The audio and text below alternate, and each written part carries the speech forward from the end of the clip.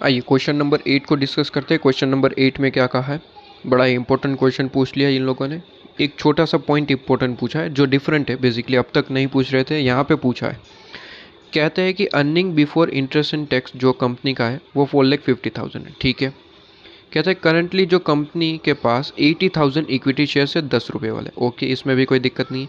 80,000 equity share है 10 रुपये वाले, साथ ही साथ कहता है रिटेन अर्निंग भी है 12 लाख रुपये की, 12 लाख रुपीज़ की रिटेन अर्निंग। अब जैसे कि मेरे साथ आप लेक्चर में कंप्लीट कर चुके हैं, रिटेन अर्निंग इक्विटी शेयर का ही पार्ट होता है।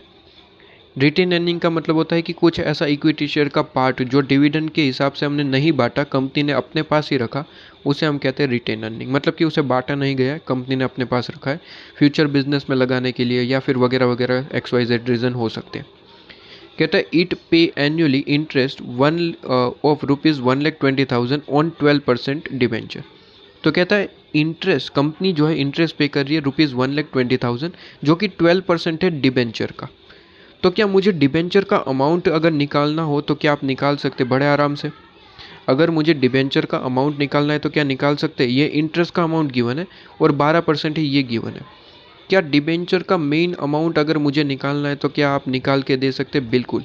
कैसे, देखिए सीधी सी बात है, कोई डिबेंचर का अमाउंट होगा जिससे आपने मल्टीप्लाई किया होगा 12%, तब जाके क्या आंसर आया होगा 1,20,000, ठीक है, 1,20,000। अब ये 12% जो मल्टीप्लाई में इस तरफ जाएगा तो डिवाइड बाई चला जाएगा, मतलब कि मैं यहाँ पे करूँ 1,20,000 डिवाइड बाई 12%, डिवाइड बाई 12%, तो यहाँ पे आपके पास में डेप का अमाउंट आ जाएगा कितना, डिबेंचर का अमाउंट आपके पास में आ जाएगा 10 लाख रुपीज़ अगर ज़रूरत पड़ी तो। ये तो मैंने बता दिया, वैसे हम ऐसे क्वेश्चन बहुत सारे सोल्व कर चुके हैं ऐसे मॉड्यूल में बैच के अंदर, ठीक है।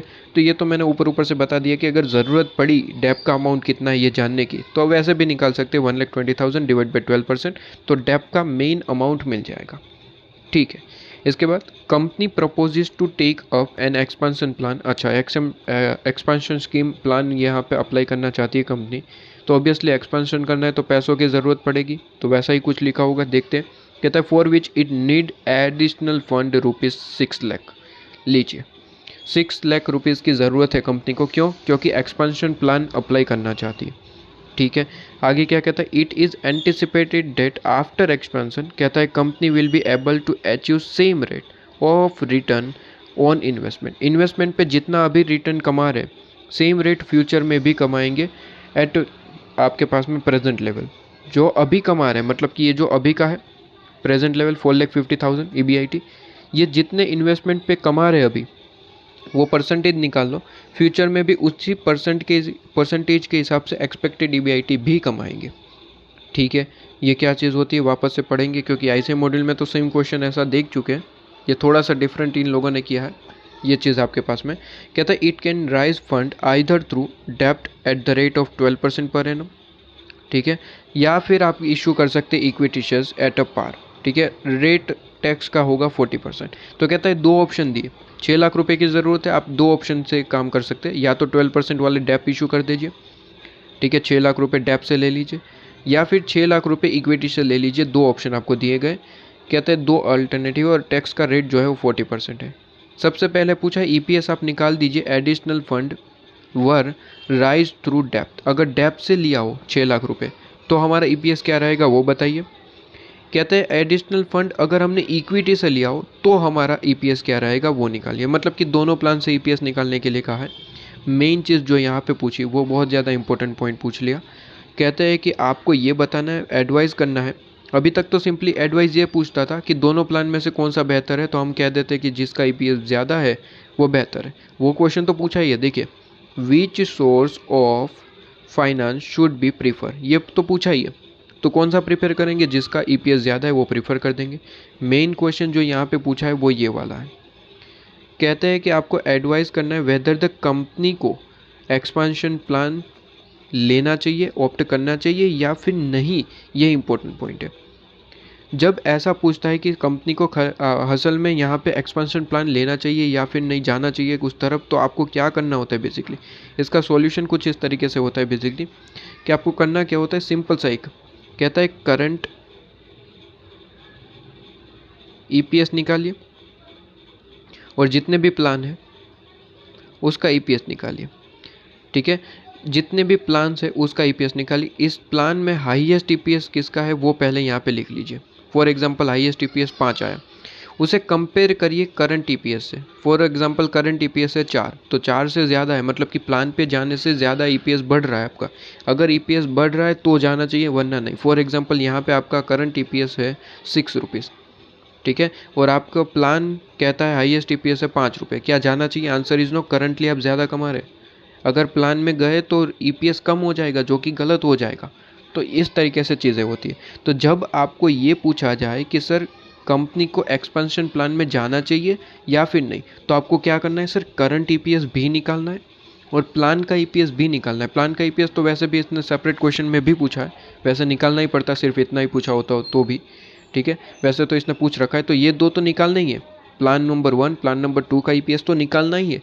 करंटली अभी जो ईपीएस चल रहा है वो भी निकालना है आपके पास में, वो भी निकालना है। क्या ये बात समझ में आ रही है? मेन पॉइंट यहाँ पे जो था ये वाला, कहता है कि ईबीआईटी कैसे निकालोगे, कहता है सेम रेट ऑफ रिटर्न है इन्वेस्टमेंट पे अभी जो चल रहा है उसी तरीके से। तो कहते हैं कि हमने एक एफएम समरी में आपको एक पॉइंट पढ़ाया था, एफएम समरी में जो मैंने लिखाया था बेसिकली, और ये पीडीएफ भी मैंने प्रोवाइड कर दी है बेसिकली आपके पास में चैनल पे। किसी को नहीं मिली तो आप मुझे मैसेज भी कर सकते हैं, तो मैं वापस से प्रोवाइड कर दूंगा। ये फ्री ऑफ कॉस्ट आपको पीडीएफ प्रोवाइड करी। बेसिकली ये वही पीडीएफ जो मैंने लेक्चर में यूट्यूब फ्री लेक्चर में लिखवाई है, आपको नोट्स प्रिपेयर करवाए, वही एफएम समरी नोट्स जहाँ पे मैंने लिखवाया था, याद करिए। कहते हैं कि ईबीआईटी ईपीएस एनालिसिस का अगर क्वेश्चन सोल्व कर रहे हो तो सीधी सी बात है ईबीआईटी क्वेश्चन में गिवन होगा, वहीं से स्टार्टिंग कर देंगे। लेकिन वो ईबीआईटी ऑलवेज आफ्टर प्लान होना चाहिए, ये मैंने कहा था, क्या याद आ रहा है? आफ्टर प्लान का मतलब होता है उसे हम एक्सपेक्टेड ईबीआईटी भी कहते हैं।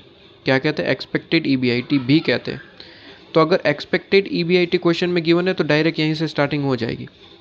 लेकिन कई बार क्वेश्चन में चालाकी करते हैं, डिफरेंट तरीके से इन्फॉर्मेशन देते हैं, और डिफरेंट तरीके से इन्फॉर्मेशन पे बेस्ड मैंने एक क्वेश्चन करवाया है। कहता है डायरेक्ट एक्सपेक्टेड ईबीआईटी गिवन है तब तो कोई दिक्कत ही नहीं, डायरेक्ट क्वेश्चन सोल्व कर दो, काम खत्म। इलस्ट्रेशन नंबर 11 करवाया था आईसीएम मॉड्यूल का। कहते हैं कई बार ऐसा होता है कि करंट ईबीआईटी भी देते और न्यू ईबीआईटी देते, एक्सपेक्टेड नहीं देते। तो भाई सीधा सा मतलब है करंट और उसमें न्यू ईबीआईटी ऐड कर दो, एक्सपेक्टेड ईबीआईटी मिल जाएगा कि फ्यूचर में ईबीआईटी एग्जैक्टली कितना हो जाएगा। तो सीधी सी बात है, अभी जी का ईबीआईटी और जो न्यू ईबीआईटी कमाने वाले दोनों का टोटल कर दो, फ्यूचर में आपको एग्जैक्ट ईबीआईटी का अमाउंट मिल जाएगा। इलस्ट्रेशन नंबर 12 करवाया था मैंने। कई बार ऐसा होता है कि कंपनी एकदम नई होती है तो पुराना कोई ईबीआईटी होता नहीं है, सिर्फ और सिर्फ जो प्लान एक्सपेंशन करेंगे उसका ही न्यू ईबीआईटी केवल क्वेश्चन में गिवन होता है। तो न्यू ईबीआईटी सिर्फ और सिर्फ गिवन है तब भी कोई दिक्कत नहीं है, न्यू ईबीआईटी को हम एक्सपेक्टेड ईबीआईटी मान के क्वेश्चन पूरे का पूरा सोल्व कर सकते हैं। अगर करंट ईबीआईटी नहीं गिवन है तो उसकी ज़रूरत नहीं होती, न्यू ईबीआईटी गिवन है more than sufficient. Illustration number 13 करवाया था। लेकिन सर इससे उल्टा हुआ, तो कहते हैं न्यू ईबीआईटी नहीं गिवन है, करंट ईबीआईटी गिवन है, तो क्या करंट ईबीआईटी को एक्सपेक्टेड ईबीआईटी माना जा सकता है? Answer is no. अगर क्वेश्चन कहता है कि उसे मान लो तो फिर ठीक है, लेकिन अगर क्वेश्चन में कुछ भी नहीं कहा, सिर्फ और सिर्फ करंट ईबीआईटी मान लीजिए 60,000 दे दिया, तो क्या 60,000 को एक्सपेक्टेड ईबीआईटी मानेंगे? Answer is no. आपको एक्सपेक्टेड ईबीआईटी कैलकुलेशन करके निकालना पड़ेगा, जिसके लिए क्वेश्चन खुद कुछ इन्फॉर्मेशन देगा, जैसे कि इस क्वेश्चन में दिया, जैसे कि इलस्ट्रेशन नंबर 14 करवाया था, सेम इलस्ट्रेशन 14 जैसा ही ये क्वेश्चन है, थोड़ा बहुत डिफरेंस किया बस, सेम क्वेश्चन है। इलस्ट्रेशन 14 में भी ऐसा ही कुछ स्टेटमेंट दिया था जिसके बेस पे आप न्यू ईबीआईटी मतलब कि एक्सपेक्टेड ईबीआईटी निकाल सकते हैं। यहाँ पे भी हम निकालेंगे बिल्कुल उसी तरीके से। तो कहते हैं करंट ईबीआईटी क्वेश्चन में गिवन होता है, जैसे कि इस क्वेश्चन में भी है, इलस्ट्रेशन नंबर 14 में भी था। और न्यू ईबीआईटी आपको खुद को निकालना पड़ेगा। उसके बाद क्या करेंगे? करंट प्लस न्यू कर देंगे, आपके पास में एक्सपेक्टेड ईबीआईटी निकलेगा। उसके बाद ही आप कैलकुलेशन को आगे बढ़ा पाएंगे, उसके बाद ही आप फॉर्मेट तैयार कर पाएंगे बेसिकली। क्या बात समझ में आ रही है? तो यहाँ पे सिंपली वही चीज़ कहना चाहता है कि सबसे पहले तो एक्सपेक्टेड ईबीआईटी निकालिए। तो कैसे निकालेंगे? कहता है कि एक काम करिए, पहले का आप एक काम करिए, टोटल इन्वेस्टमेंट लीजिए, उस पर ईबीआईटी का परसेंटेज कितना है वो निकालिए, क्योंकि इसने कहा है कि सेम परसेंटेज है आपके पास में, फ्यूचर में भी सेम परसेंटेज कमाने वाले। तो सबसे पहले मैं करंटली कितना परसेंट कमा रहा हूँ वो निकालना पड़ेगा। तो सिंपल सा मतलब यहाँ पे देखिए, कहते हैं कि करंटली मैं 4,50,000 कमा रहा हूँ, कितने इन्वेस्टमेंट पे, टोटल मेरा इन्वेस्टमेंट है कितना? तो सिंपल सा मतलब है, इन्वेस्टमेंट का मतलब होता है equity plus preference plus depth. ठीक है, टोटल जितना भी अभी आपके पास है टोटल कर दीजिए, और 50,000 डिवाइड बाई वो अमाउंट कर दीजिए। तो कहते हैं करंट आपके पास में कितना है, तो देखिए मैं यहाँ पे बताता हूँ। कहते हैं करंटली आपके पास में इक्विटी कितना, इक्विटी का मतलब ध्यान रखिएगा रिटेन अर्निंग उसमें मिक्स है, ठीक है। रिटेन अर्निंग ऑलवेज आपके पास में इक्विटी के अंदर इंक्लूडेड होता है। इक्विटी का अमाउंट कितना है, कहता है 80,000 इंटू 10, 8 लाख, 8 लाख हो गया। प्लस करिए, टोटल इन्वेस्टमेंट निकालना है सर। रिटर्न ऑन इन्वेस्टमेंट का मतलब क्या होता है, रिटर्न ऑन इन्वेस्टमेंट या फिर रिटर्न ऑन कैपिटल एम्प्लॉयड भी कहा जाता है, इसका दूसरा नाम है। कहता है ये कैसे निकलता है, कहता है EBIT ले लो divide by total investment. Total investment का मतलब होता है जितना भी इक्विटी है, इक्विटी के अंदर इंक्लूड होता है रिटेन अर्निंग, जितना भी प्रेफरेंस शेयर हो और जितना भी आपके पास में डेप्थ है उसका अमाउंट ले लो, टोटल कर दो, टोटल इन्वेस्टमेंट मिल जाएगा। तो ये मैं क्यों कर रहा हूँ, क्योंकि करंट मुझे परसेंटेज चाहिए EBIT का। EBIT का परसेंटेज मतलब कि टोटल इन्वेस्टमेंट पे मेरा EBIT कितना परसेंट है वो चाहिए। क्यों चाहिए, क्योंकि इसने कहा है फ्यूचर में भी वही सेम परसेंटेज रहना है। तो एक बार के लिए वो परसेंटेज निकाल लो तो मेरा काम हो जाएगा, तो मेरा काम हो जाएगा। क्या बात समझ में आ रही है, तो मेरा काम हो जाएगा। तो सिंपली कहता है कि एक काम करिए, अभी करंटली आपका टोटल इन्वेस्टमेंट कितना है वो जानना है। तो कहता है इक्विटी 8 लाख रुपए का है, रिटेन अर्निंग 12 लाख रुपए का है और डेप्थ भी है हमारे पास पहले से पड़ा हुआ। कितना है, कहता है आपके पास में डेप्थ का अमाउंट निकालना पड़ेगा ना, तो हमने निकाला था 1,20,000 डिवाइड बाई 12%, 1,20,000 डिवाइड बाई 12%, तो कितना था 10 लाख। तो बस टोटल कर दीजिए, टोटल इन्वेस्टमेंट मिल जाएगा।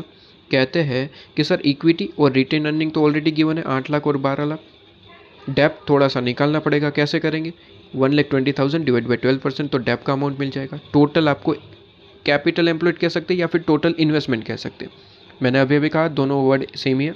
रिटर्न ऑन कैपिटल एम्प्लॉयड का है, रिटर्न ऑन इन्वेस्टमेंट का है, दोनों वर्ड एक ही है। तो कहते हैं वो आपको मिल जाएगा कितना, 30 लाख रुपीज़। जैसे ही ये मिल गया 4,50,000 डिवाइड बाई 30 लाख कर दूंगा, रिटर्न ऑन कैपिटल एम्प्लॉयड का है या फिर रिटर्न ऑन इन्वेस्टमेंट आपको मिल जाएगा तुरंत। तो कहते हैं 4,50,000 तो गिवन ही, करंट EBIT है ये आपके, 30 लाख रुपीज़ टोटल इन्वेस्टमेंट है। रिटर्न कितना हुआ, कहता है 4,50,000 डिवाइड बाई 30 लाख, कहता है 15% रिटर्न हो गया। लो जी, तो ये करंट मुझे EBIT का परसेंटेज मिल गया, करंट का EBIT का परसेंटेज मिल गया, करंट का EBIT का परसेंटेज मिल गया। कहते हैं करंट का जो EBIT का परसेंटेज आपने निकाला बहुत बढ़िया करा। कहते हैं क्यों निकालना पड़ा, इसलिए निकालना पड़ा क्योंकि फ्यूचर में भी वही परसेंटेज चलने वाला है। मतलब कि फ्यूचर में एक्सपेक्टेड EBIT निकालना है तो सिंपली एक ही काम करना, कहते हैं कि उसका 15% कर देना, फ्यूचर में जितना इन्वेस्टमेंट हो जाएगा उसका 15% कर देना, एक्सपेक्टेड EBIT निकल आएगा। मतलब सर बहुत ज़्यादा सिंपल है। देखिए कहते हैं फ्यूचर में आपका और फंड कितना आने वाला है, कहते हैं 6 लाख रुपए सर, या तो डेप्थ से आएंगे या फिर इक्विटी से आएंगे। क्लियर है, कहता है सेम परसेंटेज रहने वाला है फ्यूचर में अर्निंग का। मतलब कि ये 6 लाख रुपए डाले तो उस पर 15% ही कमाने वाले, 6 लाख रुपए डालेंगे इन्वेस्टमेंट करेंगे 15% कमाने वाले। तो मुझे बताइए 6 लाख पे 15% कितना होता है, 6 लाख का 15% मतलब कि सर 90,000। बस 90,000 आपका क्या बन गया सर, न्यू EBIT, काम ही खत्म हो गया। लो जी, करंट का EBIT कितना है 4,50,000, न्यू EBIT कितना है 90,000, एक्सपेक्टेड EBIT मिल जाएगा। एक्सपेक्टेड EBIT मिल जाएगा, क्या नहीं मिलेगा, बिल्कुल मिलेगा सर। तो यहाँ पे कहते हैं आपके पास में कि सर ये चलो कैलकुलेशन इन लोगों ने ऐसा करे है, कहते हैं कि सर आपके पास में एक्सपेक्टेड EBIT कैसे मिलेगा। ये कैलकुलेशन को थोड़ा सा कैंसिल करके यहाँ पे थोड़ा सा मैं अलग से लिखवाता हूँ आपके पास। कहता है एक्सपेक्टेड EBIT कैसे मिलेगा, कहते हैं करंट EBIT, ठीक है, करंट EBIT, कहते हैं प्लस करना है न्यू EBIT, बस। ओके, करंट EBIT तो वैसे क्वेश्चन नहीं दे रखा है, कितना है 4,50,000। जो भी कैलकुलेशन करनी थी न्यू EBIT के लिए करनी पड़ी क्योंकि इसने डायरेक्टली नहीं गिवन है। लेकिन उसने कहा कि जो करंट EBIT का परसेंटेज है रिटर्न ऑन इन्वेस्टमेंट वही सेम परसेंटेज है फ्यूचर के लिए। तो कहता है परसेंटेज हमने निकाल लिया, कितना आया 15%। तो मैंने कहा फ्यूचर में इन्वेस्टमेंट होना कितना है, कहता है 6 लाख, तो 15% उस पर कमाएंगे, तो 6 लाख इंटू 15%, सीधी सी बात है। तो कहता है 15% ऑफ 6 लाख, काम खत्म हो गया सर। कितना आ गया, कहता है 6 लाख का 15% मतलब कि वो हो गया 90,000 रुपीज़ और प्लस 4,50,000, एक्सपेक्टेड EBIT निकल के आ गया 5,40,000 40,000। लो जी, एक्सपेक्टेड EBIT निकल गया, काम ही खत्म हो गया सर, काम ही खत्म हो गया। कहते हैं 5,40,000 प्लान के लिए अप्लाई कर देंगे। एक प्लान हो गया डेप्ट और एक प्लान हो गया इक्विटी। सर प्रेजेंट का भी EPS निकालना है, क्यों? क्योंकि क्वेश्चन ने क्या पूछा कि सर एक्सपेंशन करना है या फिर नहीं। ठीक है, ये भी जब आपको बताना होता है तो आपको करंट EPS भी निकालना पड़ता है, उसके बेस पे हम बताएंगे। सबसे पहले देखिए करंट EPS निकालेंगे आप। ठीक है, तो करंटली तो 4,50,000 है, यहाँ पे ध्यान रखना दोस्त। फ्यूचर में 5,50,000 होना है, करंट EBIT तो इतना ही है 4,50,000। तो करंट EPS निकाले तो करंट की इन्फॉर्मेशन लेंगे, और फ्यूचर के लिए तो जो भी जैसे भी करेंगे आप। क्लियर है?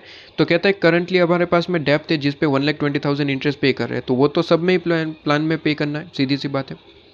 कहता है अगर डिबेंचर इशू करा तो कहता है 6 लाख जो डिबेंचर से लेंगे उस पर 12% पे करना पड़ेगा, क्योंकि क्वेश्चन ने कहा है कि अगर डेप्थ इशू करोगे तो 12% पे होगा। ठीक है, तो अगर डेप्थ इशू करोगे तो 12% के हिसाब से 72,000 पे करना पड़ेगा इंटरेस्ट, लेकिन इक्विटी इशू करेंगे तो कोई इंटरेस्ट नहीं बनेगा। ठीक है, और करंट में तो कोई एक्स्ट्रा डेप्थ है ही नहीं, एक डेप्थ था जिसका इंटरेस्ट पे कर दिया, काम खत्म। तो आपके पास में क्या मिल जाएगा? अर्निंग बिफोर टैक्स मिलेगा। टैक्स रेट ऑलवेज क्वेश्चन में गिवन होता है, जैसे कि गिवन है 40% आपके पास में टैक्स रेट है। ठीक है, तो 40% सब में से माइनस करेंगे और आपके पास में अर्निंग आफ्टर टैक्स निकल आएगा। इसमें से प्रेफरेंस डिविडेंड माइनस करते हैं, लेकिन क्वेश्चन में प्रेफरेंस डिविडेंड नहीं है, तो अर्निंग आफ्टर टैक्स ही क्या बन जाएगा? Earning available for equity share holder. बस अब डिवाइड बाय क्या करना है? Number of shares. अब बताइए मुझे कि नंबर ऑफ शेयर्स कितने हैं? नंबर ऑफ शेयर्स में ध्यान रहे इक्विटी ही लेना है सिर्फ और सिर्फ। तो number of shares currently 80,000 already है। फ्यूचर में क्या इशू करने वाले? कहते हैं कि डेप्थ अगर इशू करा तो कोई नंबर ऑफ शेयर बढ़ेंगे नहीं, तो 80,000 ही है। लेकिन अगर इक्विटी शेयर इशू करे तो सर बढ़ जाएंगे। कितने? कहता है कि अगर इक्विटी शेयर इशू करोगे तो 6 लाख रुपए इक्विटी से मंगवाओगे। कहता है कि फेस एट अ पार ही हम मंगवाएंगे, मतलब कि अभी एक शेयर की वैल्यू कितनी है? 10 रुपये। तो कहता है 6 लाख रुपए डिवाइड बाई 10 रुपये, मतलब कि 60,000 शेयर्स और बढ़ जाएंगे। 80,000 तो है, 60,000 और बढ़ जाएंगे। कैसे? कहता है इक्विटी अगर इशू करा तो करंटली 80,000 है, डेप्ट इशू करा तो भी 80,000 ही रहेगा, लेकिन अगर इक्विटी इशू करा तो 80,000 तो पहले के हैं, 60,000 बढ़ जाएंगे। तो कहते हैं कि सर करंट तो 80,000 ही, 80,000 डेप्थ इशू करा तो भी 80,000 ही रहना है, लेकिन सर अगर आपने इक्विटी और ज़्यादा इशू कर दिया तो कहते हैं कितने बढ़ जाने हैं आपके पास में? 60,000। तो कहते हैं 80,000 तो है प्लस 60,000, तो कितने हो गए? 1,40,000। देखिए 1,40,000 डिवाइड बाई करके आप EPS निकाल लेंगे सबका। अब जो पहला क्वेश्चन पूछा था, क्या एक्सपेंशन करना चाहिए? ठीक है, ये पहला क्वेश्चन। और दूसरा पूछा कि अगर एक्सपेंशन करना चाहिए तो कौन सा सोर्स सही रहेगा दोनों में से? तो देखिए सबसे पहले तो एक्सपेंशन करना चाहिए या फिर नहीं वो देखते हैं। कहते हैं एक्सपेंशन करना चाहिए या फिर नहीं। तो देखिए ज़रा, करंटली EPS कितना है? 2.475। क्या इससे ज़्यादा किसी प्लान में EPS दिख रहा है? इससे ज़्यादा यहाँ पे तो नहीं है, लेकिन यहाँ पे है। इसका मतलब पहले सवाल का जवाब करना चाहिए। एक्सपेंशन करना चाहिए या फिर नहीं करना चाहिए? क्यों? क्योंकि अगर एक्सपेंशन में जाओगे तो एक ऑप्शन ऐसा है जहाँ पे EPS बढ़ सकता है आपका। तो एक्सपेंशन करना चाहिए, यस। पहला क्वेश्चन का आंसर है यस, करना चाहिए। दूसरे क्वेश्चन का आंसर कहता है दोनों में से कौन सा बेहतर है? सीधी सी बात है, आपके पास में ये प्लान डेप्थ वाला, डेप्थ इशू करने वाला प्लान बेहतर है, ये आप आंसर में लिखेंगे। तो दोनों पॉइंट वाइज लिख के आएंगे, इन्होंने एक ही पैराग्राफ में लिख दिया, हम दोनों लिखेंगे। सबसे पहले yes, company should go for expansion, और दूसरा कहेंगे कि डेप्थ जो प्लान आपके पास में है वो आपको एक्सेप्ट करना चाहिए। कहता है advice to the company when expansion scheme is financed by additional depth EPS is higher, ताकि आपके पास में कंपनी को जो है एक्सपेंशन करना चाहिए। और एक्सपेंशन किसके द्वारा? सर डेप्थ के द्वारा, क्योंकि डेप्थ में ही हायर हो रहा है। इसमें तो जाना ही मत, क्योंकि इसमें तो EPS गिर जाएगा आपका। अगर एक्सपेंशन करना चाहते हो तो कर सकते हो, कोई दिक्कत नहीं है। आंसर इज यस, कर सकते हैं, लेकिन डेप्थ में जाना पड़ेगा, क्योंकि डेप्थ में आपका EPS बढ़ेगा, वो बढ़िया प्लान है। तो डेप्थ के द्वारा जाइए, बहुत बढ़िया आपके पास में। ये चीज़ आपके पास में क्लियर है? सिंपल सा क्वेश्चन था, आपके पास में सोल्व हो जाता है। क्लियर?